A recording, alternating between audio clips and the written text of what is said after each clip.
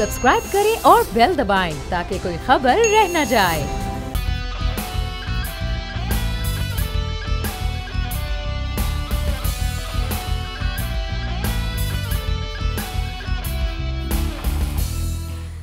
अस्सलामुअलैकुम नाज़रीन, प्रोग्राम एक लगारी सब पे भारी में आपको खुशामदीद कहेंगे। मैं हूं आपके साथ सहरेश ज़ुहैब।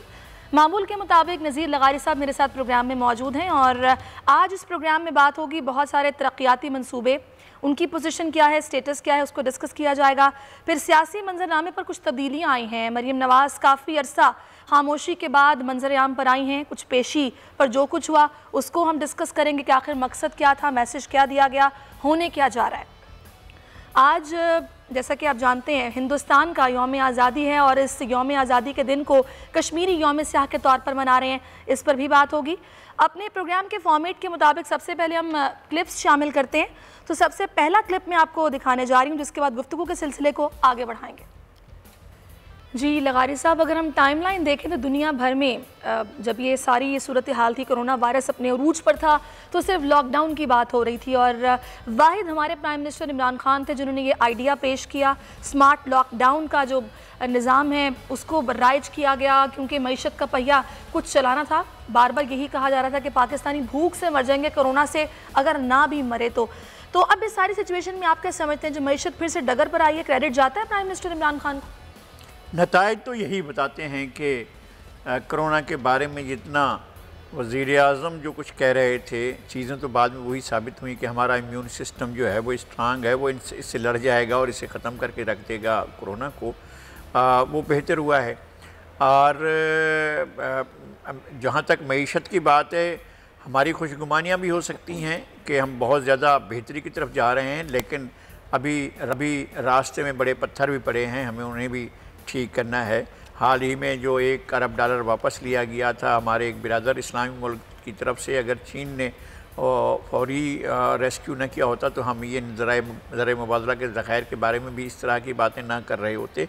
बहरहाल मुश्किलात अभी भी बाकी हैं और अगर हुकूमत के अंदर विल है और हुकूमत अगर इसे करना चाहती है तो कर पाएगी, लेकिन हुकूमत को बहुत से और चीज़ों की तरफ तवज्जो देनी होगी, ख़ास तौर पर गवर्नेंस पर, ख़ास तौर पर अपनी हुकूमत के अंदर मौजूद लोगों के मफादात की वजह से जो करप्शन हो रही है उसको रोकना होगा। लेकिन इस सारी सिचुएशन में जिस तरह लगारी साहब हम देखते हैं कि ऐसा कोई नया आइडिया जैसे ही फ्लोट करता है, जैसे ही मंजर आम पर आता है, उसको सख्त तनकीद का निशाना बनाया जाता है। ये देखा नहीं जाता कि पहले हम देखें कि इसके नताइज क्या होंगे, क्या सूरत हाल निकल कर सामने आएगी। पहले एक पैनिक की सिचुएशन क्रिएट कर दी जाती है। ऐसा क्यों किया जाता है? नहीं, पैनिक क्या दुनिया भर में था। आपको जब पता था कि इटली में इतनी बड़ी तादाद में लोग जा रहे हैं, फौत हो रहे हैं, और इतनी बड़ी तादाद में स्पेन में लोग फौत हो रहे हैं, लंदन में, यूके में फौत हो रहे थे, जर्मनी में एक बड़ा जो है बहुत बड़ी वबा की सूरत फैली हुई थी, अमेरिका में तो सबसे ज़्यादा बड़ी वबा फैली हुई थी, अमेरिका बहुत बड़ी मुश्किलात का शिकार हो गया था। तो दुनिया के अंदर जब इतनी, और पूरी दुनिया लॉकडाउन की तरफ चली गई थी, 200 से ज़ायद ममालिक के अंदर कोरोना आ चुका था, अमलन आ चुका था। और उस वक्त जो है अगर ये बात हो रही थी कि हमें लॉकडाउन की तरफ जाना चाहिए, तो मेरा ख्याल है कि ठीक बात हो रही थी और दुरुस्त किया गया जब लॉकडाउन किया गया, और जब लॉकडाउन उठाया गया तब भी ठीक फैसला किया गया है। मेरे ख्याल में इस फैसले में कोई अभाम नहीं है। लोगों की तनकीद उस वक्त भी जायज़ थी और लोगों का खुश होना अब भी जायज़ है। लेकिन मेरे कहने का मकसद ये है कि जब ऐसी कोई सिचुएशन होती है, जाहिर सी बात है बहरान था, एक पैनिक की सिचुएशन ओवरऑल थी, लेकिन जाहिर सी बात है ऐसी बहरानों में ही कुछ नए आइडियाज़ भी निकल कर सामने आते हैं जो कि for all time to come फिर फ़ायदेमंद होते हैं। तो आपको नहीं लगता कि अपोजिशन को भी कोऑपरेट करना चाहिए, पहले थोड़ा डाइजेस्ट करना चाहिए, मौका देना चाहिए, ना कि पहले शोर मचाना शुरू कर दें, गलत हो गया, क्यों हो गया, गलत हो रहा है, ऐसे कोरोना की वजह से मज़ीद तबाही हो रही है, नुकसान हो रहा है? हम अपोजिशन को भी ज़िम्मेदार समझते हैं कि वो बहुत ज़िम्मेदारी से उसने काम किया, और अब जहाँ उन्हें हुकूमत पर तनकीद करनी थी उन्हें दुरुस्त तनकीद की। अगर तनकीद न की जाती तो हुकूमत चीज़ों को उस तरह ना लेती है। हुकूमत तो ओनरशिप ही नहीं रही थी उसकी लॉकडाउन की, वो तो बिल्कुल मान ही नहीं रही थी लॉकडाउन की तरफ। फिर बिलाखिर उन्हें जाना पड़ा, पंजाब में भी, खैबर पख्तूनख्वा में भी और बलूचिस्तान में भी, यहाँ सिंध में भी लॉकडाउन हुआ है। मैं स्मार्ट लॉकडाउन की बात कर रही हूँ। मैं स्मार्ट लॉकडाउन भी एक बेहतर चीज़ साबित हुई, उसके ऊपर किसी ने तनकीद नहीं की। बाकी तमाम सूबे उसी तरफ गए हैं। जब आखिर में ये फैसला हुआ कि स्मार्ट लॉकडाउन की तरफ जाना है, तो इसमें अपोजिशन की बात तो थी ही नहीं। अपोजिशन की इब्तदा में ये बात थी कि हमें लॉकडाउन की तरफ जाना चाहिए और जाना चाहिए था, और ठीक तौर पर तमाम सूबे उसमें गए थे। चलें, अब आगे क्या उम्मीद करते हैं आप? जैसे कि मईशत अब सही डगर पर, जैसे कि रिपोर्ट्स बता रही हैं कि चल पड़ी है, आपको लगता है कि जो खान ने पाकिस्तानियों को दिखाया था वो शर्मिंदा ताबीर होगा? अल्लाह करे ऐसा हो, खुदा करे कि लोगों के मसाइल हल हों, लोगों की मुश्किलात हल हों। हम तो आपकी मैशत की रफ्तार को भी देखेंगे और इनफरादी तौर पर लोगों की मैशत की रफ्तार को भी देखेंगे। लोगों के मसाइल वैसे के वैसे हैं, महंगाई वैसी की वैसी है, और लोगों को पेट्रोल अब भी बहुत महंगा पड़ रहा है। सारी दुनिया में जिस तरह पेट्रोल की कीमतें गिरी हैं, अगर बढ़ी भी हैं तो इतनी बड़ी तादाद में नहीं, इतनी बड़ी सतह पर नहीं गई हैं जितनी सतह पर हम लेकर गए हैं। हमारी अगर आमदनी हुकूमत की बढ़ रही है तो शायद सेठों के बहुत बड़े प्रॉफिट के साथ साथ इस शोबे में भी बढ़ रही है, जो हुकूमत बड़ा टैक्स ले रही है। एक एक लीटर पर जितना वो टैक्स ले रही है, लोगों की अपनी असल पे जो है उसकी कीमत इतनी भी नहीं है जितनी ये टैक्स और मुनाफे की मद में जा रहा है। लेकिन बहुत चीज़ें हो रही हैं, हमें बहुत ज़्यादा अच्छी उम्मीदें रखनी चाहिए, लेकिन ये खदशात भी अपनी जगह पर हैं कि हुकूमत महंगाई को कंट्रोल नहीं कर सकी है और हुकूमत की बाज़ मकामात पर कारकर्दगी अब भी क्वेश्चन किए जाने के काबिल है। चलें आगे बढ़ते हैं और कुछ हैं तरक्याती मंसूबों के हवाले से, और जो गवर्नेंस है उस पर बात करते हैं। एक छोटा सा क्लिप आप मुलाहिजा कीजिए। BRT मंसूबा जिसका हालिया इफ्तिताह किया गया है, तो क्या उसकी पोजीशन है, इस पर मैं बात करूँगी। पहले आप क्लिप मुलाहिजा कीजिए। लगारी साहब, ये BRT मंसूबा जो कि इफ्तिताह उसका हो गया है, वज़ीर आज़म ने सफ़र भी किया, इसमें काफ़ी टाइम लग गया, लटकाया गया, इसकी वजह से लागत में भी इजाफा हुआ, काफ़ी तनकीद ये लोग खुद लाहौर मेट्रो पर करते रहे। आपने इस मंसूबे को किस तरह देखा है? एक तो ये कि इसने 6 गुना ज़्यादा मुद्दत ली, जितनी मुद्दत में इसने तकमील पाना था 6 महीने की, और ये 34 महीने तक चला गया, यानी बहुत ज़्यादा टाइम लिया। और दूसरा ये कि जो इन्होंने मसारिफ तय किए थे, जो अखराजात तय किए थे, उससे कई गुना अखराजात बढ़ गए। कई गुना नहीं बढ़े लेकिन बहरहाल बहुत ज़्यादा बढ़े। और उसके बाद सूरत हाल ये है, अब भी ये मंसूबा मुकम्मल नहीं हुआ है, बस तो चल रही है, लेकिन वो जो प्लाजे बनने थे, पार्किंग प्लाजा, वो नहीं बन पाए हैं। जो साइकिल का ट्रैक बनना था वो नहीं बना है अभी तक। वो जो इंटरलिंक बसों के रूट्स बनने थे वो नहीं बन सके हैं कि शहर भर से बसें जो हैं वो आएँ और यहाँ पर आकर इंटरलिंक करें यहाँ के मोटरवे को या रास्ते को। दरमियान में जो इनका BRT है, बस रैपिड जो सफ़र करेगी उसकी तरफ मिलाने के लिए जो रैपिड ट्रांसपोर्ट का सिस्टम है, उसके साथ वो जो बसें आकर मिलेंगी वो भी नहीं है। अभी तक ये प्रोजेक्ट जारी है। इसके ऊपर 6 और मंसूबे जो हैं इसके पाया तकमील तक नहीं पहुंच पाए हैं, और देखना यह है कि जब वो पाया तकमील तक पहुंचेंगे तो अखराजात कितने ज़्यादा बढ़ चुके होंगे। एक इमरान खान का विज़न वो था जो अभी बता रहे थे उनके अपने ही क्लिप्स से, और एक विज़न ये है जो उन्होंने कहा कि जी मैं गलत था और परवेज़ खट्टक ठीक थे और उन्होंने इस मंसूबे को ठीक शुरू किया था। चलें, ये भी उन्होंने तस्लीम कर लिया। ये बात अच्छी है कि वज़ीर आज़म वक्त पड़ने पर यू टर्न लेते हैं, और वक्त पड़ने पर उन्होंने ये भी तस्लीम कर लिया है कि उनका ये ठीक नहीं था जो उनका खदशा था। तो अभी आपने जैसे कि क्लिप में मुलाहिजा भी किया है कि वज़ीर आज़म खुद से ये बोल रहे हैं कि इस मुल्क में अस्पताल बनाने की ज़रूरत है या फिर मेट्रो बनाने की ज़रूरत है, यानी कि तनकीद का इशारा ने लाहौर मेट्रो को बनाया है। लेकिन आप इस मंसूबे में जो इतना टाइम लगा, लागत बढ़ी, फिर घपलों की कुछ खबरें भी सामने आई, किस तरह आवाम को जस्टिफाई कर पाएगी KP की हुकूमत? नहीं, मेरे ख्याल है कि आवाम तो आगे क्वेश्चन करेंगे, लेकिन हमारा एक सिस्टम नहीं है, एक अक्रॉस द बोर्ड लोगों का एहतसाब करने का सिस्टम नहीं है। एक ऐसा सिस्टम तो है कि जो हुकूमत की ख्वाहिशों के ऐन मुताबिक अपोजिशन को रगड़ा देने के लिए और अपोजिशन को जो है वो दीवार से लगाने के लिए काम करता है हमारा एहतसाब का सिस्टम, लेकिन हुकूमत से क्वेश्चन नहीं करता या उस तरफ नहीं जाता है जो उनके लिए ग्रे एरिया या ब्लैक एरिया होता है, जहाँ उनके पर जलते हैं एहतसाब वालों के। एहतसाब वाले उस तरफ का रुख नहीं करते हैं जहाँ पर उनको कहा जाए कि ज़रा उस तरफ जाकर देखें, तो वो उस तरफ नहीं जाते हैं। मेरा ख्याल ये है कि अगर एहतसाब होना है तो कोई भी इदारा, कोई भी सतून उससे मावरा नहीं होना चाहिए, और अगर वैसे ही सियासतदानों को करना है तो सियासत पर और ये घपलों की भी इंक्वायरी होनी चाहिए। सही, चलिए आगे बढ़ते हैं और अब कुछ सिंध बात कर लेते हैं। सिंध हुकूमत जो कि आप जानते हैं कि बिल्कुल गवर्नेंस में नाकाम हो चुकी है। सुप्रीम कोर्ट ने खुद कह दिया जो यहाँ पर सफाई के मामलात हैं, मिस गवर्नेंस है, कचरा उठाने के मामलात हैं, तो इस पर अदालत के रिमार्क्स क्या थे? एक छोटा सा क्लिप आप देखिए, उसके बाद लगारी साहब से बात करते हैं। जी लगारी साहब, आपने सुप्रीम कोर्ट के रिमार्क्स भी सुने। मुझे एक बात की समझ नहीं आती, कराची के मसाइल ढके छुपे नहीं हैं, सबको पता है यहाँ पर कचरे के मसाइल हैं, सफाई के मसाइल हैं, बारिश हो जाए तो जो सूरत हाल होती है वो भी सबने देखी है पिछले दिनों में। अली जैदी साहब ने कैंपेन चलाई, आपके सामने जो कुछ हुआ, उसके बाद वज़ीर-ए-आज़म को हिदायत देनी पड़ी NDMA को, और उसके बाद यहाँ पर जिस तरह नालों की सफाई हुई वो भी आपने देखा है। मुझे ये समझ नहीं आती कि जब विफाक आइन के तहत अपना किरदार अदा कर सकता है तो क्यों इस तरह के स्टेटमेंट्स बार बार आते हैं कि डाका डाला जा रहा है, कब्जे की कोशिश की जा रही है, हमारा हक मारा जा रहा है, क्यों इशू क्यों बनाते हैं? इशू इसी तरह बनाया जाता है।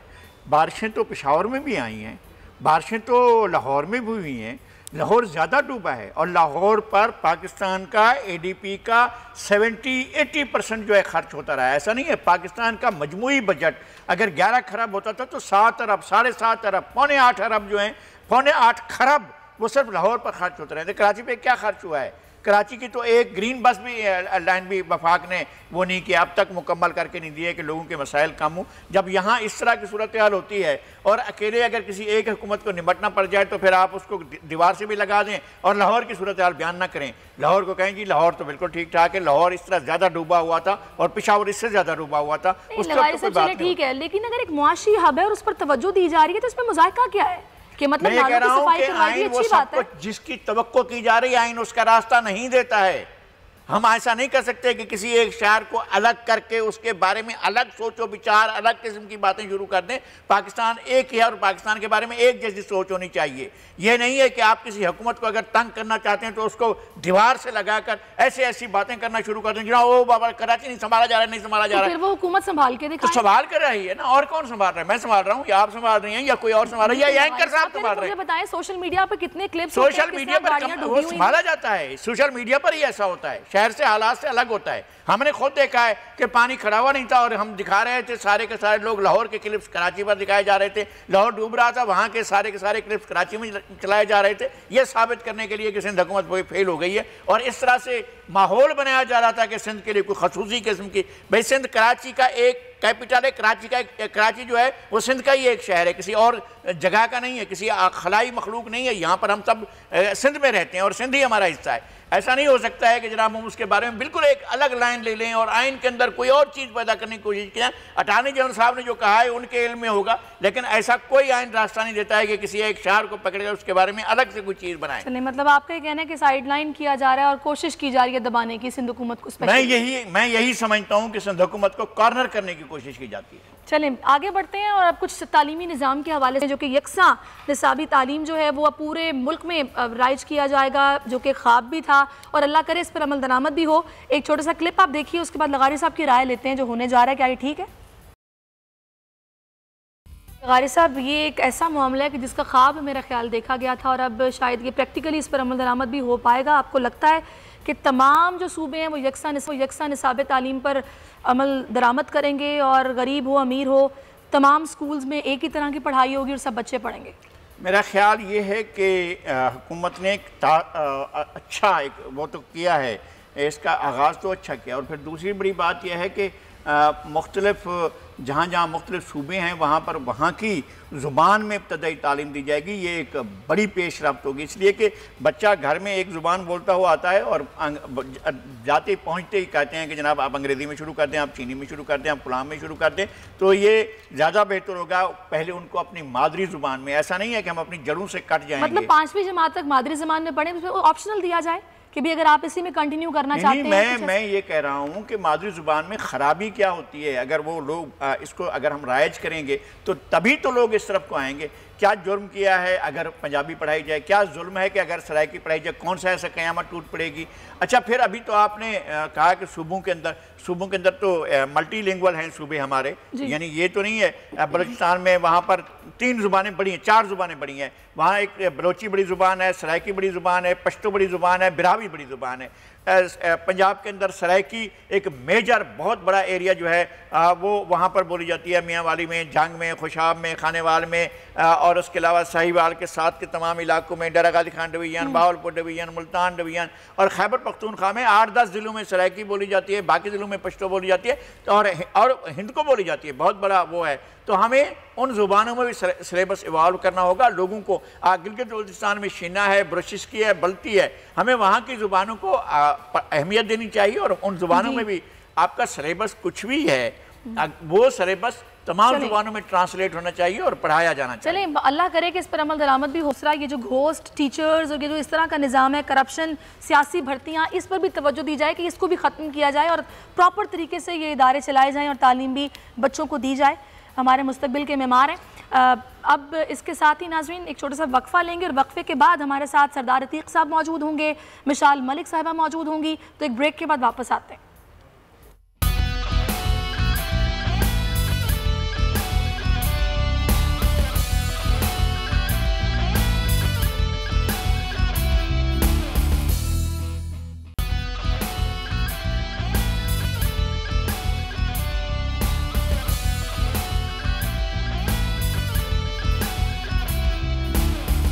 वेलकम बैक नाज़रीन। और इस वक्त हमें ज्वाइन कर चुके हैं साबिक़ वज़ीर आज़म आज़ाद कश्मीर सरदार अतीक साहब और हुर्रियत रहनुमा यासीन मलिक की अहलिया मिशाल मलिक साहिबा भी हमारे साथ मौजूद है। आप दोनों को मैं खुशामदीद कहूँगी। आज भारत अपना यौम आज़ादी मना रहा है और भारत के इस यौम आज़ादी के दिन को कश्मीरी यौम स्याह के तौर पर मना रहे हैं और भारत का अक़लियती आज़ादी का ढोंग भी सबके सामने है। हिंदू आबादी के मुल्क हिंदुस्तान में कहने को अक़लियतों को तहफ़्फ़ुज़ हासिल है, लेकिन ऐसा हकीकत में कुछ नहीं है। भारत एक ऐसे नज़रिए का पैरोकार नज़र आता है जिसे हिंदुत्वा कहते हैं। हर दौर में दावा किया जाता रहा कि भारत में हिंदू और मुस्लिम बराबर है, लेकिन अमली तौर पर ऐसा मुमकिन नहीं हो सका। 1962 के जबलपुर में होने वाले फ़िरक़ा वाराना तशद्दुद में सरकारी अदाद-ओ-शुमार के मुताबिक 55 जबकि गैर सरकारी हक़ाइक़ के मुताबिक 200 अफराद जानों से हाथ धो बैठे। खून की होली खेली गई थी। 1970 में भी 400 अफराद कत्ल हुए, जिनमें अक्सरियत मुसलमानों की थी। 1992 में जब बाबरी मस्जिद शहीद की गई तो उसके साथ ही भारतीय मुसलमानों पर ज़िंदगी अजीरन बना दी गई। 2002 में गुजरात फसादात के दौरान हज़ारों मुसलमान कत्ल हुए, घर जला दिए गए, ख़वातीन की आबरू रेज़ी की गई। दिसंबर 2019 में भारतीय हुकूमत ने सिटीज़नशिप अमेंडमेंट यानी शहरियत तरमीम का काला कानून मंजूर किया, जिसके तहत मुसलमानों से रवा रखा जाने वाला इम्तियाजी सलूक मज़ीद शदीद हो गया, जो अब तक जारी है। काले कवानीन के खिलाफ जब एहतजाज किया गया तो भारतीय हुकूमत ने पुलिस एहलकारों को लाठियाँ और हथियार थमाकर मुजाहिरीन पर लाठी चार्ज और गोलियां बरसाने के लिए आज़ाद छोड़ दिया। तो ये सारी सूरत हाल है जिसमें कि हकीकत सबके सामने दुनिया देख रही है, जो कुछ कश्मीरियों के साथ और मुसलमानों के साथ भारत में किया जा रहा है। मिशाल मलिक साहिबा, मेरा तो ख्याल है कि जब तक मोदी सरकार इक़्तिदार में है, भारत में हर दिन बर्बादी का दिन है। ये यौम आज़ादी यौम बर्बादी है। आप इस ख़ास दिन के मौके पर क्या कहेंगी? देखिए, आपने बिल्कुल सही कहा। जब तक ये मोदी की हुकूमत रहेगी, मैं तो देख रही हूँ पूरा हिंदुस्तान टूट जाएगा, क्योंकि ऑलरेडी वहाँ पे इतनी तहरीकें चल रही हैं। फिर उसके बाद जो इन्होंने एंटी माइनॉरिटी बिल्स किए हैं और जो स्टेटलेस कर दिया है वहाँ के मुसलमानों को लिटरली, और जो इस तरह बाबरी मस्जिद के ऊपर एक मंदिर तामीर किया जा रहा है, ये सारी जो कड़ियाँ मिलाएं और जो क्रिश्चियंस के साथ फोर्स्ड कन्वर्जन हो रही हैं, दलित्स के साथ जो सलूक किया जा रहा है, बुद्धिस्ट के मैसेकर किया जा रहा है, मुसलमानों का तो सबसे बदतरीन हाल है। और उससे भी बढ़कर कश्मीरी कौम के खिलाफ बाकायदा दस्तखत लास्ट ईयर कर दिया है। तो इस वक्त जो भी उनके अज़ाइम में हिंदुस्तान की सरकार के, ये अपनी कब्र खुद खोद रहे हैं। और आज जिस तरीके से इन्होंने आज़ादी का सो कॉल्ड जश्न मनाया है, अगर आपने वो क्लिप देखी होगी, वो लाल चौक के ऊपर जो एक वीडियो चल रही है, एड्रेस कर रहे हैं मिस्टर मोदी कश्मीर के लोगों को भी, वहाँ पे हू का आलम है, सन्नाटा है। वही लाल चौक जहाँ हमारा घर है मायसूमा जो है, जहाँ पे सबसे बड़ी बड़ी एहतजाज कश्मीरियों के रहे हैं ऑन रिकॉर्ड, मतलब कि बहुत हिस्टोरिकल चौक है लाल चौक। तो वहाँ पे शटर डाउन, कंप्लीट स्ट्राइक, और वहाँ पे 4-5 हिंदुस्तान के आर्मी के लोग ही थे जो वीडियो इन्होंने लगाई थी के ऊपर मोदी की। तो वो तो खुला एक रिप्लाई है कश्मीरियों की तरफ से कि कश्मीरी ना डरते हैं ना रुके हैं कभी अपनी तहरीक से। और दूसरी बात, हिंदुस्तान के अंदर लावा फट रहा है इंटरनली और एक्सटर्नली, अगर आप देखें जो कुछ हो रहा है।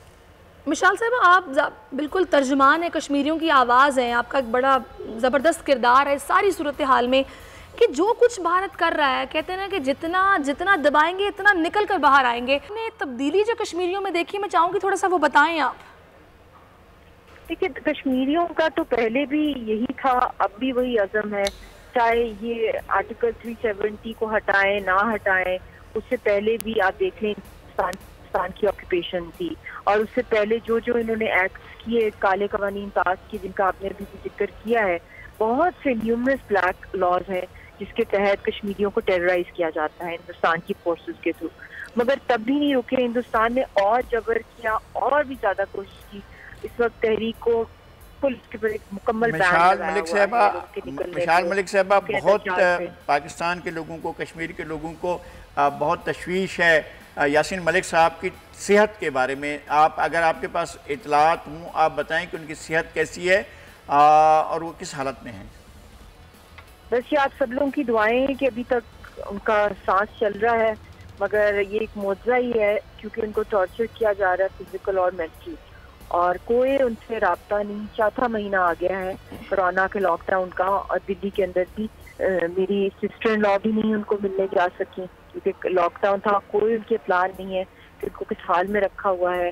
ऑलरेडी वो बड़े वीक थे, उनके ऊपर जो एक डेथ सेल के अंदर एक इंसान को रखना, तो ये बहुत ही खतरे की बात है। मगर अगर आप अदरवाइज आप देखें कि जो हिंदुस्तान में कश्मीरियों के साथ तो पूरी दुनिया के अंदर लोगों ने एक झलक लॉकडाउन की देखी है, मगर रीजनली जो कुछ, क्योंकि कहते हैं ना जो बीज आप बोते हैं वो फिर आपने उसको सहना भी होता है, उसका रिजल्ट जो निकलता है। तो इर्द गिर्द आप देख लें 370 हटाया इन्होंने 35A, तो ऑक्साइड चेन को इन्होंने अपने मैप में डाल दिया। चाइना जिसको क्लेम करता था, उसकी वजह से लद्दाख में चढ़ाई होगी इंडिया के ऊपर। उसके अलावा जो काला पानी जो एरिया है इन्होंने अपने मैप में डाल दिया जो कि नेपाल का था, तो नेपाल इनके अगेंस्ट ही, उसकी ऑलमोस्ट ये कॉलोनी सी बनी हुई थी, नेपाल इनके अगेंस्ट हो गया। फिर बांग्लादेश का अगर आप देखते हैं माइनॉरिटी बिल पास किया है अपनी दिल्ली के अंदर, तो उसके बाद ये हुआ कि 1.9 मिलियन जो बांग्लादेशी बंगाली हैं वो स्टेटलेस हो। ये मोदी साहब ने भारत का बेड़ा गर्क कर दिया है, किसी से भी इनकी नहीं बन रही है, सब देख रहे हैं। और हम दुआ करते हैं कि यासीन मलिक साहब जो हैं उनकी तबीयत बेहतर हो और सूरत हाल जो है वो पहले से बेहतर हो, क्योंकि जो आज़ादी की तहरीक है, दुनिया में जितनी तहरीकें चल रही हैं सबसे बड़ी आज़ादी की तहरीक कश्मीरियों की है, और इंशाल्लाह इसके नताइज जल्दी मिलेंगे और आप कश्मीर आज़ाद होगा, पाकिस्तान का हिस्सा होगा। बहुत शुक्रिया मिसाल मलिक साहब, आप हमारे साथ मौजूद थी। अच्छा सरदार साहब, मेरा ख्याल है कि अगर देखा जाए दुनिया का सबसे बड़ा झूठ अगर कोई है तो वो आपके ख्याल में कौन सा हो सकता है? हिंदुस्तान का सेकुलर डेमोक्रेटिक मुल्क होना दुनिया का सबसे बड़ा झूठ है इस वक्त का। मौजूदा सियासी जो हक़ाइक़ हैं, जो सियासी नक्शे हैं, जो जमहूरी नक्शे हैं, जो इंतज़ामी नक्शे हैं, जो पार्लिमानी नक्शे हैं, अगर सारी दुनिया में किसी चीज़ को आप देखें तो आपको हिंदुस्तान एक सेकुलर स्टेट है, हिंदुस्तान में बाकी लोगों के लिए भी कुछ जगह है, और हिंदुस्तान जो है वो सिर्फ अपने लिए नहीं बल्कि गिरदो पेश के लिए एक इंतहाई खतरे का बायस बन चुका है। सरदार साहब, आप इस खास मौके पर तहरीक को किस मरहले में देख रहे हैं? कश्मीर की आज़ादी की तहरीक, मकबूजा कश्मीर में, लद्दाख में, जम्मू में, आप यहाँ पर आज़ाद कश्मीर में सूरत हाल को मजमूई तौर पर किस तरफ जाता हुआ देख रहे हैं? लगाई साहब मोहतरम, गुजारिश ये है कि आप इसको किसी पैमाने से भी अगर मापना शुरू करें, अभी आपने इंट्रो में बात की है फलां कत्लेआम की, फलां कत्लेआम की। आज सोशल मीडिया पर अगर जम्मू के मैसेकर की आप तफसीलात देखें तो 9 बोगियां थी ट्रेन की जो जम्मू से सियालकोट आई, और 9 बोगियां खचा खच भरी हुई थी जिनमें सैकड़ों और हजारों लोग थे, और उनमें सियालकोट में सिर्फ 8 आदमी पहुंचे थे, सिर्फ और सिर्फ मैं आपको हिस्ट्री के फैक्ट बता रहा हूँ। तो सवाल ये पैदा होता है कि सांबा के जंगलों में जो लोग काटे गए उनसे लेके इस वक्त तक जो हिंदुस्तान की माइनॉरिटीज के साथ, तो ये अगर आप कश्मीर को देखें, लद्दाख को देखें, कारगिल को देखें, लेह को देखें, आप आज़ाद कश्मीर और गिलगित बल्तिस्तान की मौजूदा साख को देखें, आप श्रीनगर को देखें, श्रीनगर के मासरे को देखें, दुनिया की हाईएस्ट मिलिट्री कॉन्सेंट्रेशन को और उसके मुकाबले में मज़ामत को देखें। अभी 30,000 RSS के लोगों को मजीद लाया गया है जो गुजरात ऑपरेशन में शामिल थे, वो श्रीनगर में फौजी कैंपों के अंदर मुकीम है। नस्ली और मुस्लिम हिंदू मुस्लिम फसादात चूँकि तारीख में 700 साल से कभी हिंदू मुस्लिम फसादात अच्छा, आप देख रहे हैं कि इंडिया में इंतहाई मशरक में जो है, छत्तीसगढ़ में, आसाम में, मिजोरम में, नागालैंड में, त्रिपुरा में, मणिपुर में, यहाँ पर भी बड़ी आज़ादी की तहरीकें चल रही हैं। 17 बड़ी हैं, 50, 17 छोटी हैं, 50 बड़ी तहरीकें। जी यही गुजारिश ये है कि ये जो 7 सिस्टर्स हैं जिनका आप अरुणाचल प्रदेश का, नागालैंड का, मणिपुर का जिक्र कर रहे हैं, ये वो तहरीकें, ये वो इलाके हैं जिनका और हिंदुस्तान के दरमियान बिल्कुल उसी तरह का ताल्लुक है जिस तरह अंग्रेज ने पठानकोट से हिंदुस्तान को कश्मीर का लिख दिया था। एक मुख्तसर सा एक गाड़ी गुजरने का रास्ता भी नहीं था। 16 किलोमीटर, टोटल 16 किलोमीटर इलाका है जहाँ ऊपर चाइनीज फौज बैठी हुई है। और ये जो पिछला ऑपरेशन हुआ है उसने 13,000 मुरब्बा किलोमीटर इलाके पर कब्जा किया है। 13,000 मुरब्बा किलोमीटर इलाके पर चीनी फौज ने कब्जा किया है। तो किसी वक्त अगर ये 16 किलोमीटर इलाका किसी वक्त चाहेंगे, जिस वक्त चाहेंगे, तो वो इस पर कब्जा कर लेंगे। और ये सारी की सारी माओइस्ट हुकूमतें हैं। ये बात इसलिए नेपाल की बात आप पहले कर चुके कि नेपाल ने 350 किलोमीटर का इलाका दिया। बांग्लादेश की बात आप कर चुके कि बांग्लादेश के एम्बेसडर को 3-4 महीने से प्राइम मिनिस्टर मुलाकात का टाइम नहीं दिया। तो ये सारा इलाका जो है, ये सारा इलाका हिंदुस्तान का जो उसके असर अजायम थे वो नरेंद्र मोदी के आने पर, RSS के आने पर, इस वक्त दुनिया, मगरबी दुनिया ये बात हमसे इत्तेफाक कर रही है। मैं ये समझती हूँ कि बड़ी एक्नॉलेजमेंट मिली है, दुनिया को बावर हो चुका है कि जो कुछ कश्मीर में हो रहा है, मोदी सरकार की जो पॉलिसी है, तभी तो ये लोग भी कट के रह गए हैं। जिस नहज पर मोदी सरकार ने पहुंचा दिया भारत को, बर्बाद हो रहे हैं। और न जाने आगे आने वाले वक्त में ये मजीद क्या कुछ करेंगे। और इसका नोटिस दुनिया को फौरी तौर पर लेना चाहिए, अक़वाम मुत्तहिदा को लेना चाहिए, यूनाइटेड नेशन को लेना चाहिए। तो देखते हैं आगे आने वाले दिनों में क्या होता है। सरदार साहब भी हमारे साथ ही मौजूद हैं। एक छोटा सा ब्रेक लेते हैं, ब्रेक के बाद वापस।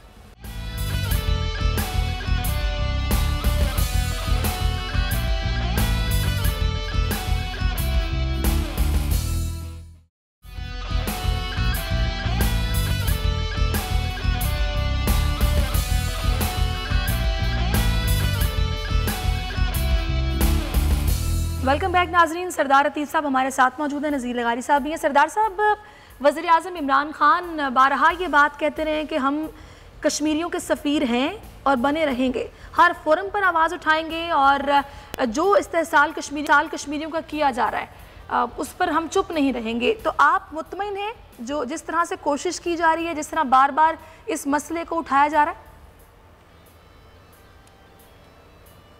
सर, कमिटमेंट का ताल्लुक है। उन्होंने कहा मैं तर्जमान बनूंगा, मैं सफ़ीर बनूंगा, मैं कश्मीरी की आवाज़ बन के बाहर दुनिया को अपनी इनकी बात सुनाऊंगा। तो आपने देखा है कि नरेंद्र मोदी की हकीकी अज़ाइम और RSS के बारे में और ये जो नाजी हिंदुत्व है, इसके बारे में दुनिया में मालूमात तो यकीनन होगी, लेकिन पहली बार इमरान खान की तकारीर, आलमी तकारीर के बाद इन पर तहकीक शुरू हुई है कि दुनिया के कौन कौन से 32-34 ममालिक हैं जो इसमें फंडिंग कर रहे हैं। और ये उसके बाद आपने देखा कि गार्डियन ने लिखा कि Hindu is ruled by Hindu Taliban, ये बहुत बड़ी डेवलपमेंट थी। उसके बाद आपने देखा कि सिक्योरिटी काउंसिल में 65 के बाद 3 मरतबा मसला कश्मीर ज़ेर बहस आया है। हर बात के नतीजे पर जाए बगैर अगर हम गौर करें तो सिक्योरिटी काउंसिल में पिछले 40-50 साल बाद इस मसले का ज़ेर बहस आना बहुत बड़ी डेवलपमेंट है। और फिर बिल्कुल ये होमवर्क है हुकूमत का, और इस पर बात उठाई जा रही है और आगे भी उठाई जाती रहेगी। बहुत शुक्रिया सरदार साहब, आप हमारे साथ मौजूद रहे, आपने अपना कीमती वक्त हमें दिया।